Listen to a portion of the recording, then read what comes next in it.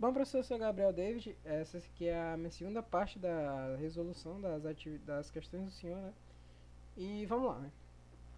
Primeiramente, a primeira questão pede para que a gente escreva um programa que imprima todos os números pares entre 2 e 50. Para saber se o número é par, basta ver se o resto da divisão do número por 2 é igual a zero. Então vamos lá. Aqui eu começo com a minha importação da biblioteca Standard.io. Eu abro a função main, né?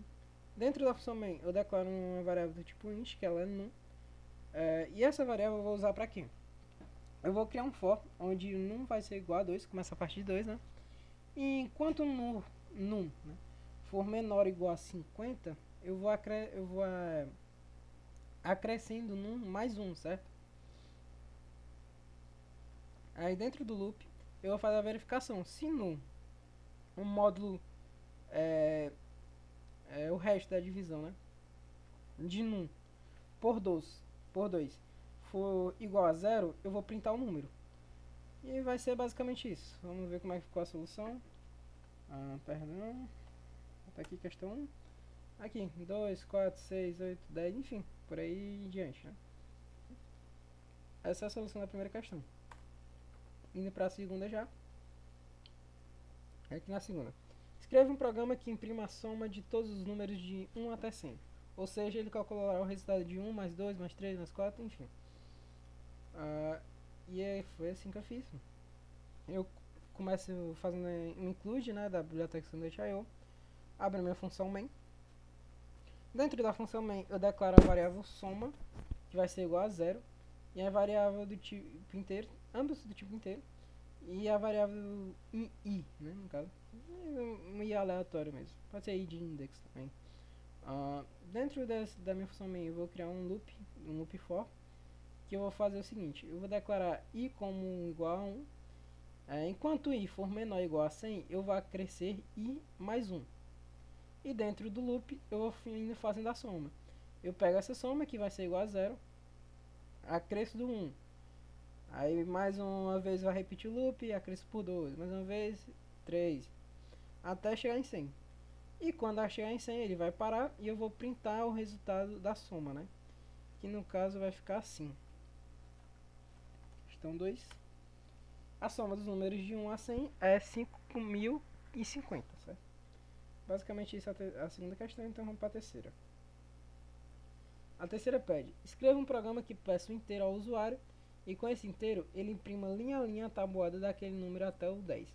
Por exemplo, se ele escolher o número 2, o programa imprimirá 2 vezes 1 igual a 2, 2 vezes 2 igual a 4, 2 vezes 3 igual a 6, até chegar a 2 vezes 10, que seria igual a 20. Como foi que eu fiz isso? Eu comecei com o include, a biblioteca padrão, Standard.io, abri minha função main. Dentro da função main eu declarei algumas variáveis que são número e o i, né? Ambos do tipo int. Pedi ao usuário que ele me forneça um número, né? O qual ele deseja, pode ser 1, 2, enfim, o que ele quiser, né?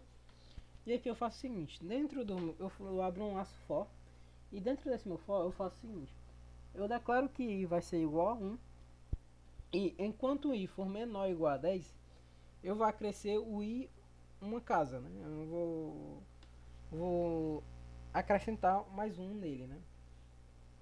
E vou printar, que vai ficar número vezes o i, né, que é o índice, vai ser igual ao número vezes o índice, que no caso vai formar nossa tabuada, né? Que no caso só dá um clear aqui. Aqui, questão 3. Vamos usar o caso do 2, como ele deu ali, né? O 2 vai ficar 2 vezes 1, 2, 2 vezes 2, 4, 2 vezes 3, 6, e assim por diante até chegar em 2 vezes 10, que é 20. É basicamente isso mesmo.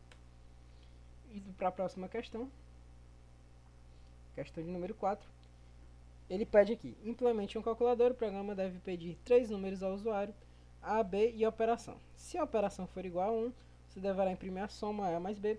Se ela for igual a 2, a subtração. Se for 3, multiplicação. Se for 4, a divisão. Show de bola. Vamos lá fazer essa brincadeirinha, né? E ela vai ficar mais ou menos assim. Eu faço um include, standard.io, abro minha função main, dentro da função main eu declaro as variáveis do tipo int, que vão ser a, b e operação, certo? Também declaro uma variável do tipo float, que será o resultado, porque ele pode também, dependendo dos números, né, podem haver pontos flutuantes no resultado. Começo pedindo para que o usuário me passe o valor de A e o valor de B.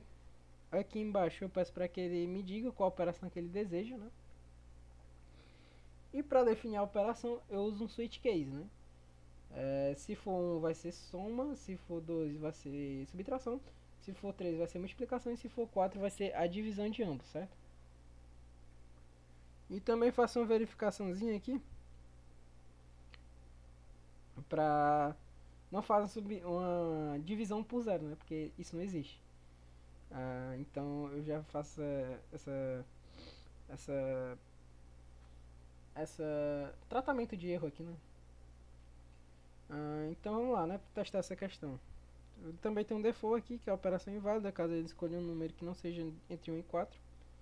Vamos lá testar. Opa, testei o arquivo meio, perdão. Vamos abrir aqui o shell. Questão 4.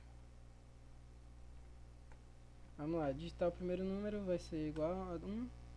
E o segundo número 2. E a soma entre eles é 3. Vamos testar novamente. Vamos definir aqui 4 e 2. E vamos fazer a subtração, que é 2. Correto. Novamente, 4 e 2. Vamos fazer a multiplicação entre eles. Opa. A multiplicação é 8, correto. Novamente, 4 e 2. Vamos fazer a divisão deles, que é 2.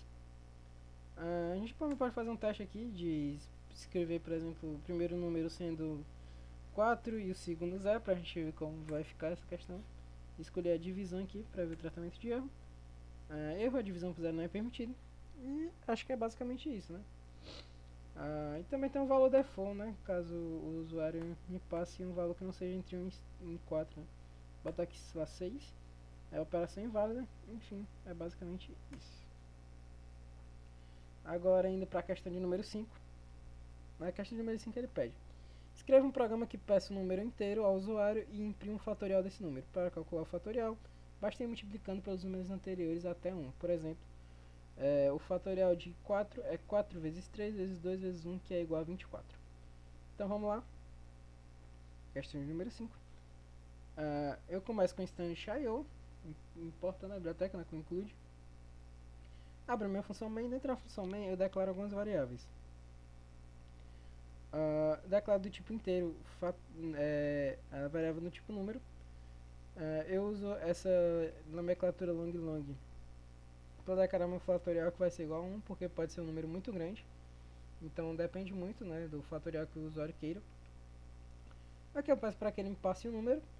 Faço a verificação se o número não é igual a 0. Aliás, se o número não é menor que 0, porque não existe fatorial negativo, né? Se não for negativo, eu faço um loop, né?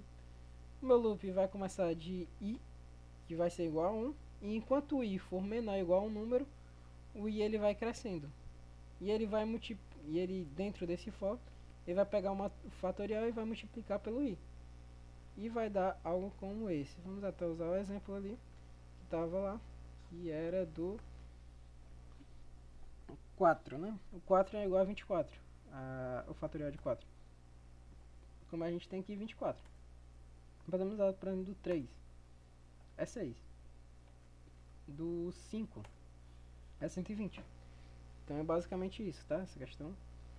Indo agora para a próxima e última questão, que é: dados três números, imprima-os em ordem crescente. Essa é bem simples. Indo aqui, questão 6. O que foi que eu fiz? Comecei importando a biblioteca standard.io.